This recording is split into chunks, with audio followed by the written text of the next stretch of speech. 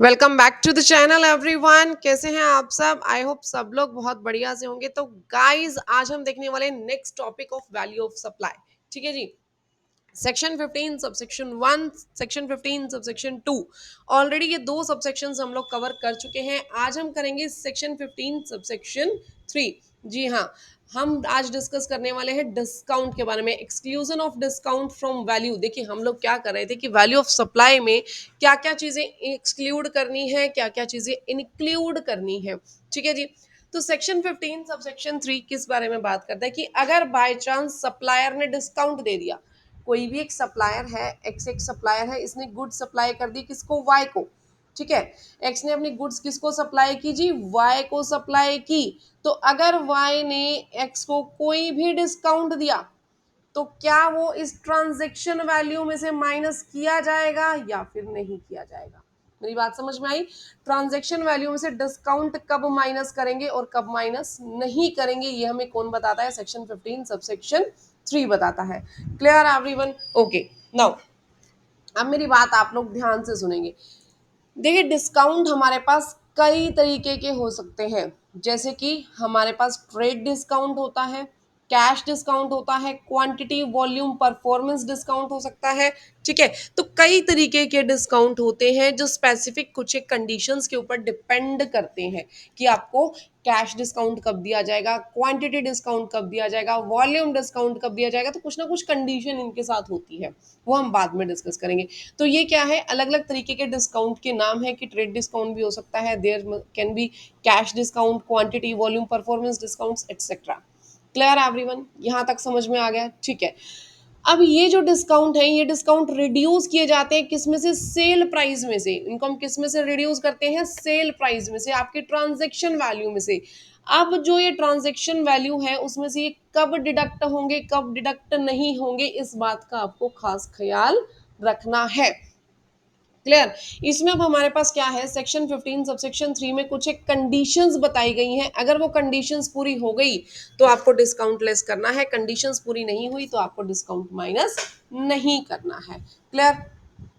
अब क्या लिखा हुआ है? Discount that are allowed as deduction from the value of supply. वो डिस्काउंट जो अलाउड होंगे as a deduction value of supply में से। सबसे पहले आपके पास यहाँ पे देखिए क्या क्या हुआ? Discount given before discount given before or at the time of supply, before और at the time of supply. यानी डिस्काउंट या तो पहले दिया हो या at the time of supply दिया हो। मेरी बात ध्यान से सुनो। सप्लाई करने से पहले आप ये चीज डिस्कस कर चुके हो, कोई एग्रीमेंट बन चुका हो, या सप्लाई करने के टाइम पे कुछ ऐसा एग्रीमेंट बना हो, कुछ ऐसा डिस्कस हुआ हो, तो आपको वो डिस्काउंट अलाउड होगा, अदरवाइज नहीं होगा। ध्यान से सुनिए। आपने या तो डिस्काउंट दिया हो सप्लाई से पहले, या तो आपने डिस्काउंट दिया हो सप्लाई से पहले या सप्लाई के टाइम पे। Clear? And that discount must be shown in the invoice. First condition before और at the time of supply आपने डिस्काउंट दिया हो, at the time of supply आपने डिस्काउंट दिया हो, एंड यानी plus second condition is that discount must be shown in the tax invoice. Discount को tax invoice में दिखाया गया हो। Clear everyone? अगर ये दोनों कंडीशंस पूरी हैं तो आपको जीएसटी के अंदर डिस्काउंट मिल जाएगा। जीएसटी किस अमाउंट पे चार्ज करेंगे? GST charge on the gross value. Gross value पे चार्ज करेंगे माइनस डिस्काउंट, डिस्काउंट लेस होने के बाद। अब मेरी बात ध्यान से सुनो। ठीक है। जैसे कि मैं बात करूं, एक्स ने वाई को माल बेचा कितने का जी? 10,000 का। कितने का? 10,000 का। उसका सेल प्राइस कितना है? 10,000। क्लियर? अब एक्स वाई ने क्या बोला? ठीक है, पेमेंट मैं आपको 2 मंथ के बाद कर दूंगा, 2 मंथ्स के बाद कर दूंगा। लेकिन एक्स ने क्या बोला? अगर आप मुझे अभी की अभी पेमेंट करते हैं तो मैं आपको 2% का डिस्काउंट दूंगा। वाई की क्या कंडीशन रहती है कि अगर उसको डेटर साथ के साथ पेमेंट कर देते हैं on the spot. What I am saying here? On the spot. On the spot अगर उसको पेमेंट करता है उसका डेटर, तो वो उसको 2% का डिस्काउंट देता है। क्लियर? तो यहाँ पे वाई ने क्या किया, ऑन द स्पॉट इसको पेमेंट कर दी।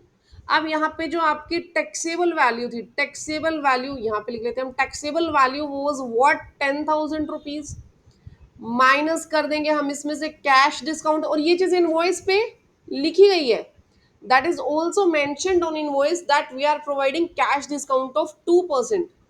2% कैश डिस्काउंट है यहाँ पे, 200 रुपीज माइनस हो जाएंगे यहाँ से, 200 रुपीज माइनस हो जाएंगे। यहाँ पे नेट वैल्यू कितनी बच गई आपकी, 9800। ठीक है, ये कितनी बच गई, इसको हम सेल प्राइस लिख देते हैं। ट्रांजैक्शन वैल्यू अब यहाँ पे कितनी आ गई, 9800। अब जीएसटी किस पे लगेगा, जीएसटी लगेगा जी इस 9800 पे। जीएसटी 10,000 पे नहीं लगाना आपने, यहाँ पे कैश डिस्काउंट आपको अलाउड होगा। रीजन, क्योंकि ये eight the time of supply दिया गया, it was given at the time of supply. It is also mentioned in invoice both of the conditions of section 15 subsection 3, both conditions of section 15 subsection 3 are completed here। तो इसीलिए इसको क्या होगा, 9800 के ऊपर GST पे करना है, कंप्लीट 10,000 के ऊपर जीएसटी पे नहीं करना। मेरी बात समझ में आ गई? कोई भी ऐसा डिस्काउंट हो at the time of supply दिया हो गया हो और before the time of supply दिया गया हो, प्लस उसके अंदर इनवॉइस में, इस इनवॉइस के अंदर वो कैश डिस्काउंट या वट एवर जो भी टाइप का डिस्काउंट है वो मेंशन किया गया हो। ठीक है, जो भी डिस्काउंट है उसको मेंशन किया गया हो। अब यहाँ पे एक्स अगर चाहता तो ये कंडीशन भी दे सकता था, फॉर एग्जाम्पल वाई ने 10,000 प्रोडक्ट खरीदी, एक्स ये भी कह सकता था जी 20,000 प्रोडक्ट अगर आप खरीदते हो तो मैं आपको 1% का डिस्काउंट एक्स्ट्रा दूंगा। There can be conditions on quantity also. Discount can be given on quantity basis also. Right or wrong? अगर यहाँ पे क्वांटिटी बेसिस पे डिस्काउंट दिया जाता तो भी वो डिस्काउंट अलाउड होता, बिकॉज ये दोनों कंडीशंस हमारे पास पूरी थी। एक तो आपको इनवॉइस में शो करना है और at the time of supply या before the time of supply आपको उसको देना है डिस्काउंट को। यहां तक समझ में आ गया? ठीक है जी, अब चलेंगे आगे। कोई भी डाउट्स हो आप लोग मुझसे कमेंट सेक्शन में पूछ लेना, मैं आपको जरूर से जरूर बताने की कोशिश करूंगी। आगे देखिए, पोस्ट सप्लाई डिस्काउंट की मैं बात करती हूँ। Post supply discount, post supply discount क्या होते हैं, जो आपने बाद में दिए अपने कस्टमर को, बाद में प्रोवाइड करें। क्लियर? पहले नहीं दिए, eight the time of supply नहीं दिए या before the time of supply नहीं दिए, सप्लाई के बाद में आपने उसको डिस्काउंट दिया। सप्लाई के बाद में कैसे, जैसे आपने ऑन द स्पॉट क्या हुआ, वो जो 10,000 वाई ने देने थे, एक्स ने वाई को कितने की प्रोडक्ट सेल की थी, 10,000 की सेल की थी। क्लियर? अब वाई ने इसको किस पे लिया था, क्रेडिट पे, लेकिन 2 महीने से वाई के पैसे नहीं आ रहे, तो उसने एक्स ने एक कंडीशन लगाई हुई थी कि अगर आप 3 मंथ्स के अंदर मेरी पेमेंट कर दोगे तो मैं आपको कैश डिस्काउंट दे दूंगा 2%। उसने 3 मंथ की कंडीशन लगाई हुई है। अगर 4 मंथ में करेंगे तो 1% डिस्काउंट है, 5 मंथ में करेंगे तो कोई डिस्काउंट नहीं है। इस तरीके के कुछ ना कुछ ऑफर सप्लायर लगा देते कि इतने मंथ के अंदर अगर पेमेंट आ गई तो हम आपको इतना कैश डिस्काउंट दे देंगे। क्लियर? या फिर इसके अलावा मैं एक और कंडीशन की बात करूं, जिसे मैंने क्वांटिटी का बताया कि अगर आप 6 मंथ के अंदर, इसने क्या किया, 1,000 क्वांटिटी ली, कितनी क्वांटिटी ली, 1,000। अगर आप 6 मंथ के अंदर 10,000 क्वांटिटी परचेज करते हैं तो हम आपको एक्स्ट्रा डिस्काउंट दे देंगे, हम आपको एक्स्ट्रा डिस्काउंट दे देंगे। तो इस तरीके के कई डिस्काउंट होते हैं जिसको पोस्ट सप्लाई कहा जाता है। अब एट द मोमेंट तो वाइस से 10,000 प्रोडक्ट नहीं ले सकता ना, एट द मोमेंट तो एक पर्सन इतनी प्रोडक्ट नहीं ले सकता, लेकिन इलेक्ट्रॉनिक आइटम्स में बेटे बहुत ऐसा होता है कि आपने अगर इतने टाइम पीरियड के अंदर इतनी आइटम्स हमारी कंपनी के सेल कर दी तो हम आपको इतना डिस्काउंट देंगे, ये दे देंगे, वो दे देंगे। These all discounts are known as post supply discount. तो आप क्या करोगे, आप उसको मना कर दोगे कि नहीं, आपने eight the time of supply ये डिस्काउंट नहीं दिया तो मैं इसको अलाउड नहीं करूंगा, मैं तो इसके ऊपर जीएसटी दूंगा। नहीं, ऐसे नहीं करना। ठीक है? अगर ऐसे कोई भी डिस्काउंट आते हैं, चाहे वो क्वांटिटी पे हो, वॉल्यूम पे हो, परफॉर्मेंस पे हो, आपने अलाउड करना है, but there are some conditions. उसके ऊपर कुछ एक कंडीशंस हैं, ठीक है। सबसे पहले बात कि जो भी आप डिस्काउंट दे रहे हो वो सामने वाले पर्सन को पता होना चाहिए।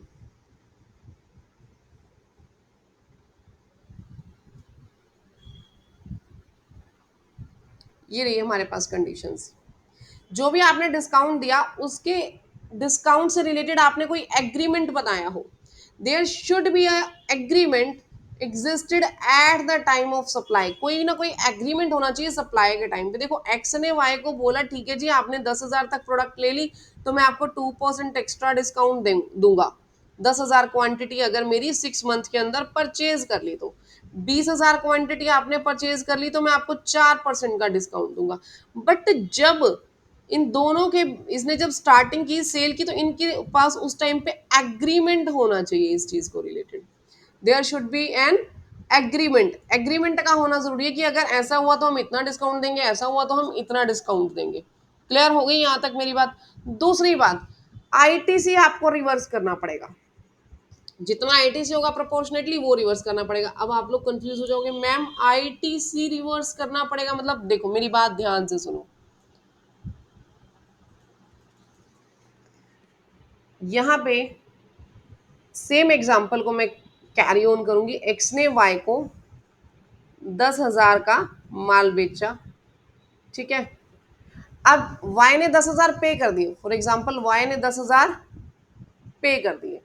लेकिन इन फ्यूचर क्या हुआ, ज्यादा क्वांटिटी बेचने की वजह से जो पिछला बिल था, बिल नंबर एक एक्स ने वाई को 10% डिस्काउंट दिया। कितना डिस्काउंट दिया जी? 10% डिस्काउंट दिया। 10% डिस्काउंट दिया वाई को। तो अब यहाँ पे 10,000 की प्रोडक्ट थी, 18% जीएसटी के हिसाब से 1,800 का जीएसटी आया था 11800। ये इनवॉइस वैल्यू थी। ध्यान से मेरी बात सुनना, ये इनवॉइस वैल्यू थी जो वाई ने एक्स को पे की थी। अब 10% डिस्काउंट मिल गया किसका? टैक्सेबल वैल्यू का। किसका? टैक्सेबल वैल्यू का। कितने रुपए का डिस्काउंट मिला? डिस्काउंट मिल गया जी इसको 1,000 रुपए का। तो ये 1,000 का क्या इशू होगा? Credit note. इस 1,000 को क्या इशू करेंगे हम? क्रेडिट नोट इशू करेंगे। यहां तक मेरी बात समझ में आई? देखिए 10,000 का माल दिया था वाई को, इस 10,000 के माल के ऊपर 1,800 रुपए जीएसटी था। ये जीएसटी है, ये टैक्सेबल वैल्यू है और ये इनवॉइस वैल्यू आ गई। अब 10% इन फ्यूचर डिस्काउंट डिसाइड हुआ, रीवैल्यू किया इन्होंने अपनी गुड्स को। रीवैल्यू किया तो 10,000 का 10% 1,000 डिस्काउंट दिया। अब इस 1,000 के ऊपर प्रोपोर्शनेटली कितना जीएसटी आता है? जीएसटी वही 18%, कितना बनेगा? 180 रुपए, ठीक है। 180 रुपए। अब अगर देखा जाए, मैं इस वाले एग्जाम्पल को अगर देखूं तो यहां से y को आईटीसी कितना मिला होगा? आईटीसी जी मैडम उसको मिला होगा 1,800 रुपए। यहां इस बेसिस पे देखूं तो ये 1,800 का इसको आईटीसी मिल गया होगा ना y को, ठीक है। लेकिन अब यहाँ पे y को क्या मिल रहा है? y को मिल रहा है 1,000 रुपए डिस्काउंट। 1,000 का डिस्काउंट मिल रहा है तो आईटीसी इसके पास एक्स्ट्रा नहीं रह गया। आईटीसी किसके रिस्पेक्ट में है? आईटीसी तो इस रिस्पेक्ट में है कि ये इनवॉइस वैल्यू है और ये ट्रांजेक्शन वैल्यू है, लेकिन ट्रांजेक्शन वैल्यू 1,000 कम हो गई। तो कहीं ना कहीं आईटीसी तो ये 10,000 का ही है ना। आईटीसी भी तो प्रोपोर्शनेटली रिवर्स होना चाहिए, ठीक है। अगर एक्स ने इसको डिस्काउंट दिया तो एक्स ने इसको टैक्स तो 1,180 रुपए ट्रांसफर किया था। एक्स ने इसको टैक्स कितना ट्रांसफर किया था? 1,180 रुपए इसके टूए में।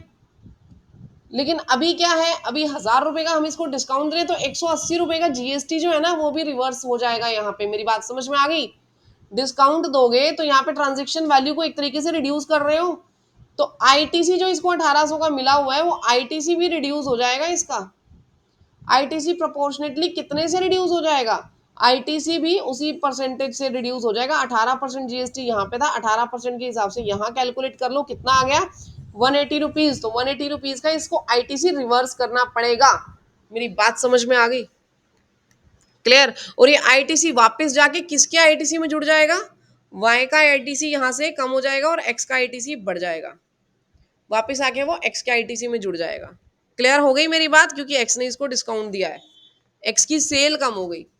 ठीक है, यहां से हम क्या कह सकते हैं कि एक्स की सेल कम हो गई, वाई की परचेज कम हो गई।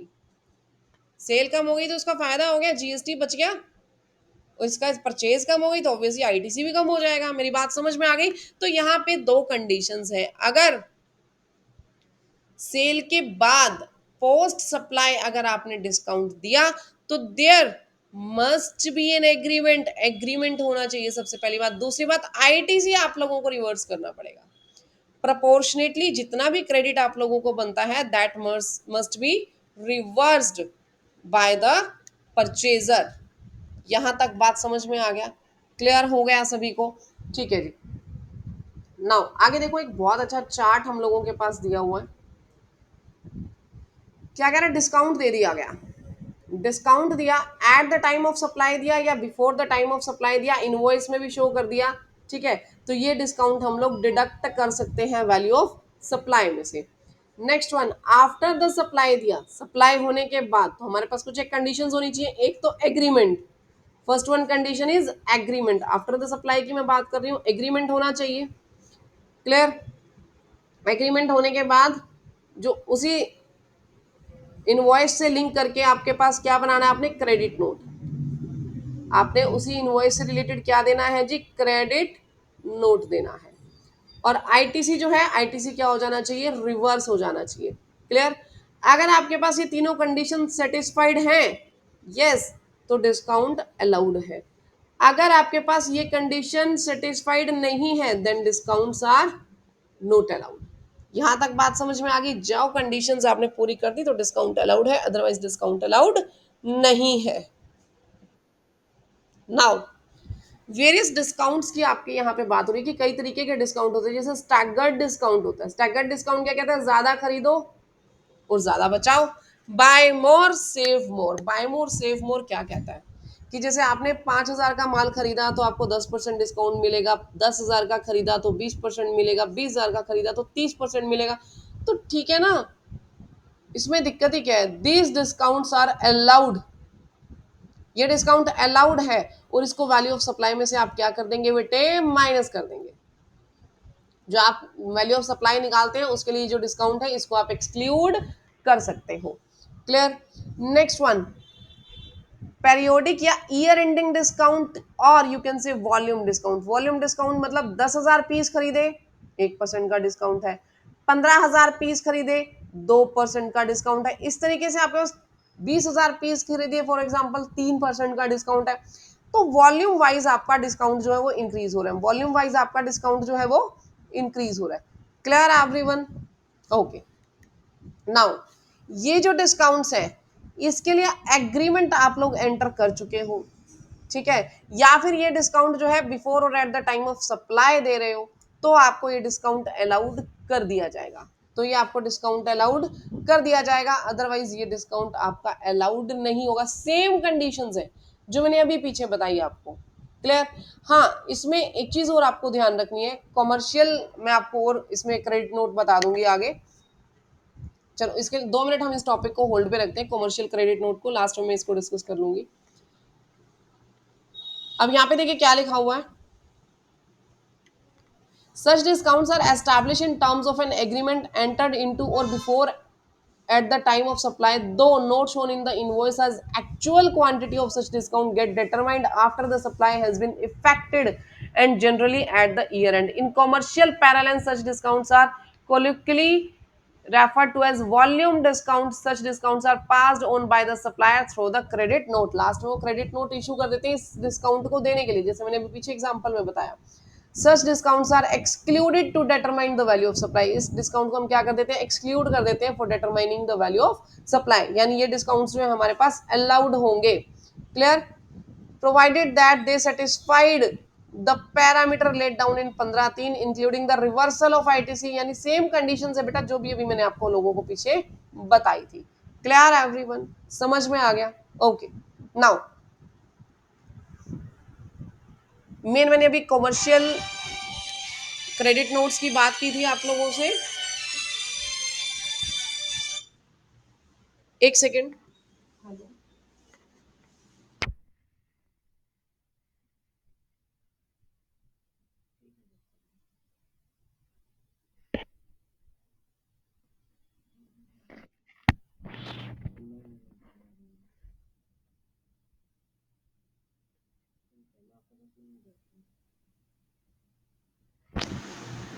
नेक्स्ट हम देखेंगे secondary discount.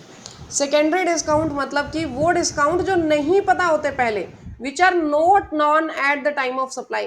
Time of supply पे हमें नहीं पता और हमने कोई एग्रीमेंट भी नहीं बनाया, हमने कोई एग्रीमेंट भी नहीं बनाया हुआ, तो क्या करेंगे।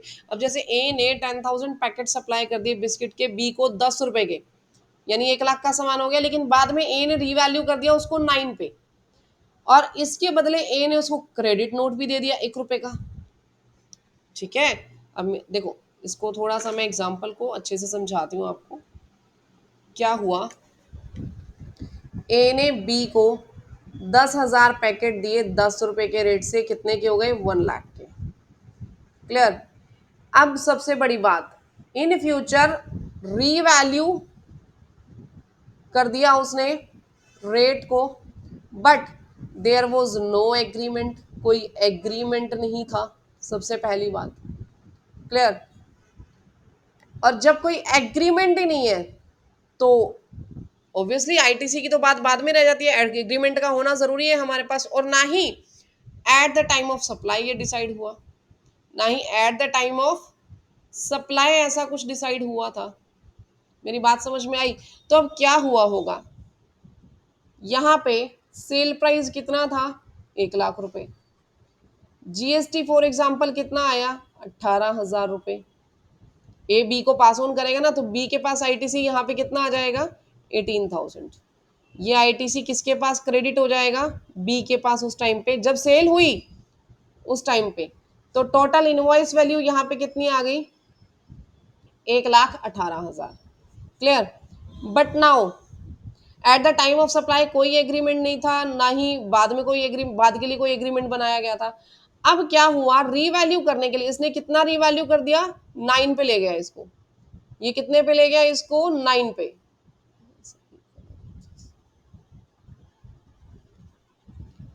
सॉरी, इसको इसने 9 पे कर दिया, तो रीवैल्यूड अमाउंट कितनी हो जाएगी, 10,000 इंटू 9, दैट विल बी 90,000।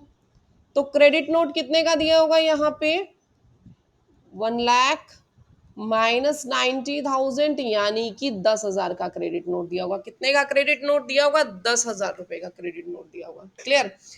पहले हम लोग क्या कर रहे थे, पहले हम लोग कर रहे थे कि जो 10,000 है इसका हम 18% ले लेते थे, और वो कितना आ जाता था, 1,800 रुपए जीएसटी, और इसको हम क्या कर देते थे, रिवर्स। अगर एग्रीमेंट होता था तो ऐसा करते थे, एग्रीमेंट होता था तो ऐसा करते थे। मेरी बात समझ में आ गई। लेकिन अब क्या है, now there is not an agreement between the parties, कोई एग्रीमेंट नहीं है। देखो कोई एग्रीमेंट नहीं है, लेकिन फिर भी रिवर्स कर दिए, फिर भी यहाँ पे 10,000 रुपए का क्रेडिट नोट दे दिया, उसको रिवर्स कर दिया। अब क्या करें, अब ये जो क्रेडिट नोट दिया ना बेटे, इसको क्या मान लोगे, इसको कॉमर्शियल क्रेडिट नोट मान लोगे। इसको क्या मान लेंगे, कॉमर्शियल क्रेडिट नोट मान लेंगे। अब मैम कॉमर्शियल क्रेडिट नोट क्या होता है, कॉमर्शियल क्रेडिट नोट मतलब एक्स ने वाई को देने कितने थे, सॉरी बी ने ए को देने कितने थे, 1,18,000। कितने देने थे बी ने ए को, 1,18,000। इसमें से 10,000 माइनस कर दो, बी ए को कितना देगा, 1,08,000। मैं विद जीएसटी टोटल अमाउंट की बात कर रही हूँ। कितने पे करेगा बी, 1,08,000 रुपए। इसमें से मैंने जो इनवॉइस वैल्यू थी यहाँ पे 1,18,000 की, इसमें से मैंने 10,000 माइनस कर दिए। मेरी बात समझ में आ गई, इसमें से मैंने 10,000 माइनस कर दिया, और अब बी ए को 1,08,000 पे कर देगा। बट आईटीसी यहाँ पे एज इट इज इसके पास 18,000 ही रहेगा, क्योंकि यहाँ पे जीएसटी रिवर्स नहीं करना। जीएसटी कौन भुगतेगा, ए ही भुगतेगा, क्योंकि उसने एग्रीमेंट नहीं किया। जीएसटी वापस नहीं मिलेगा ए को। ए ने इसको क्रेडिट नोट तो दे दिया 10,000 का, लेकिन इस क्रेडिट नोट के बदले में ए को वापस जीएसटी नहीं मिलेगा। पिछले वाले में जीएसटी वापस मिल गया था एक्स को। आप पिछले वाला एग्जाम्पल देखो, पिछले वाले एग्जाम्पल में ये जो 180 रुपए थे, मैंने बताया था ना, एक्स के पास वापस चले जाएंगे। ये 180 रुपए इससे माइनस होंगे और एक्स को वापस मिल जाएंगे। यहाँ पे इसको वापस नहीं मिलेगा कुछ भी पैसा, इसको वापस कुछ भी अमाउंट नहीं मिलेगी ए को। मेरी बात समझ में आ गई। इसको हम क्या बोलते हैं, इसको हम कॉमर्शियल क्रेडिट नोट बोलते हैं, और वो हमारे पास क्या है, पिछले वाला क्या था, क्रेडिट नोट। ठीक है। अब अगर इन दोनों में डिफरेंस देखें ना, एक है क्रेडिट नोट और एक है commercial credit note. Credit note के अंदर जीएसटी भी रिवर्स होता है, इसमें जीएसटी रिवर्स नहीं होता, इसमें एग्रीमेंट नहीं होता, इसमें एग्रीमेंट होता है। इसमें सप्लायर को वापस जीएसटी नहीं मिलता, इसमें सप्लायर को वापस जीएसटी मिल जाता है। उतना ही प्रोपोर्शनेट जो भी परचेजर है उससे रिवर्स होकर सप्लायर के पास वापस चला जाता है।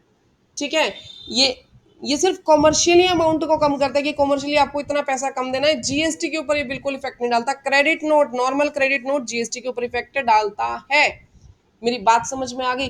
तो अगर आपको कोई ऐसा सेकेंडरी डिस्काउंट मिलता है जिसकी टर्म्स एंड कंडीशंस पहले से डिसाइड नहीं है, जिसको रिलेटेड एग्रीमेंट नहीं बना हुआ, तो उस केस में आपको क्या बनाना है? उस केस में आपको कॉमर्शियल या फाइनेंशियल क्रेडिट नोट भी इसको हम बोल सकते हैं, आपको कॉमर्शियल या फाइनेंशियल क्रेडिट नोट बनाना है। ठीक है जी, बात समझ में आ गई? Now come to the next example. सबसे पहले आपके पास क्या दिया हुआ है कि रॉयल बिस्किट कंपनी है, उसने डिस्काउंट दे दिया 30% का लिस्ट प्राइस पे अपने डिस्ट्रीब्यूटर्स को। Clear? For a carton of spice biscuit in the text invoice and the list price is mentioned as 200, जिसके ऊपर 30% का डिस्काउंट दिया गया। फाइनल प्राइस जो है उसका कितना है? 140 रुपीज है। क्लियर? तो यहाँ पे देखिए जो हमारे पास डिस्काउंट है, डिस्काउंट इनवॉइस के अंदर मेंशन्ड है, eight the time of supply दिया गया है, तो वैल्यू सप्लाई कितनी आ जाएगी? 140 आ जाएगी, और ये जो डिस्काउंट है ये अलाउड हो जाएगा। Clear everyone? Now Raju electrical appliances है, अपने डीलर्स को डिस्काउंट दे रहे हैं राइस कुकर परचेज करने पे 1000 पीसेज इन दिवाली मंथ। अगर आपने 1000 से ज्यादा पीस लिए, ओवर 1000 पीसेज लिखा हुआ है दिवाली मंथ पे, तो आपको 5% का एक्स्ट्रा डिस्काउंट मिल जाएगा। Clear? Quantum of discount can be determined only at the end of Diwali month. Quantity end of the Diwali month भी पता चलेगी ना कितनी है, तो बाद में डिस्काउंट दिया जाएगा। सिंस द एग्रीमेंट वो एग्जिस्ट कर रहा है, देयर इज एन एग्रीमेंट। सबसे बड़ी बात, एग्रीमेंट है, एग्जिस्ट कर रहा है आप लोगों के पास एग्रीमेंट। क्लियर? अगर एग्रीमेंट डिस्काउंट करे तो पोस्ट सप्लाई डिस्काउंट जो है वो आपका अलाउड हो जाएगा। क्लियर? और यहाँ पे आईटीसी आपका प्रोपोर्शनेटली क्या हो जाएगा? रिवर्स हो जाएगा। यहाँ कॉमर्शियल क्रेडिट नोट नहीं बनेगा, जीएसटी का क्रेडिट नोट बनेगा। क्लियर? नाउ नेक्स्ट आपको क्या कह रहा है? Pink and blue private limited company है, उसने सेल कर दी ऑरेंज प्राइवेट लिमिटेड को। क्या कर दी? सेल कर दी ऑरेंज प्राइवेट लिमिटेड को। कितने की? 50,000 की, exclusive of taxes and discount, यानी टैक्सेबल वैल्यू उसकी 50,000 है। क्या है? टैक्सेबल वैल्यू उसकी 50,000 है। क्लियर? और उसने चार्ज कर लिया 9000 आईजीएसटी 18% पे। अब यहाँ लिख लो थोड़ा सा, टैक्सेबल वैल्यू कितनी है? 50,000, जीएसटी कितना है? 9,000, कितने रेट पे? 18% पे। ठीक है जी, 59,000 हमारे पास इनवॉइस वैल्यू आ गई। नाउ ये कह रहा है सप्लाई के टाइम पे ये डिसाइड हुआ कि हम 2% डिस्काउंट देंगे if it is make payment with in 1 month. 1 month के अंदर पेमेंट आ जाती है तो उसको हम 2% का डिस्काउंट देंगे। क्लियर? अभी क्या हुआ? जो भी ऑरेंज लिमिटेड थी उसने आई सॉरी ओपीएल ने क्या कर लिया? आईटीसी ले लिया ऑरेंज प्राइवेट लिमिटेड ने। कितने का? 9 मंथ का, जनवरी में। और उसने पेमेंट कर दी कितनी? 10 फरवरी को। एक महीने के अंदर पेमेंट कर दी। 15 जनवरी को सेल की थी और 10 फरवरी को एक महीने के अंदर पेमेंट कर दी। अब एक महीने के अंदर पेमेंट की तो डिस्काउंट देना पड़ेगा। कितना? इसका 2%। 50,000 का 2% कितना हो गया? 1000। क्लियर? कंडीशन सेटिस्फाइड है, एग्रीमेंट है, एग्रीमेंट है तो जीएसटी का क्रेडिट नोट बनेगा। इसका 9% निकाल, 18% निकालो, 180 रुपीज। ये 180 रुपीज क्या हो जाएंगे बेटा? रिवर्स हो जाएंगे जीएसटी में से। क्लियर? ये रिवर्स हो जाएंगे जीएसटी में से। अब इसको पेमेंट कितनी करनी पड़ेगी? पेमेंट कितनी पड़ेगी? यहाँ पे कितना था? 59,000 इनवॉइस वैल्यू। 59,000 की गुड्स ली थी ना, 50,000 प्लस में जीएसटी, 59,000 माइनस में 1,000। अब ये हमने 180 रुपये आईटीसी भी तो नहीं लिया, माइनस में 180। कितनी पेमेंट करेगा ये इसको? ये जो माइनस करके आएगा हमारे पास। ठीक है, कितना आ रहा है? 57,820। कर लेंगे आप लोग? समझ में आ गया आप लोगों को? नाउ आगे छोटे छोटे एक दो एग्जांपल्स दिए हुए वो आप पढ़ लीजिएगा। नेक्स्ट कल के सेशन में मैं लूंगी नो क्लेम बोनस। कल हम डिस्कस करेंगे नो क्लेम बोनस। तब तक के लिए thank you, bye bye, take care everyone. कोई भी डाउट्स हो बच्चों तो मुझे कमेंट सेक्शन में पूछ लेना। चैनल को सब्सक्राइब करना मत भूलना, वीडियो को लाइक करना मत भूलना। Thank you, bye bye, take care everyone.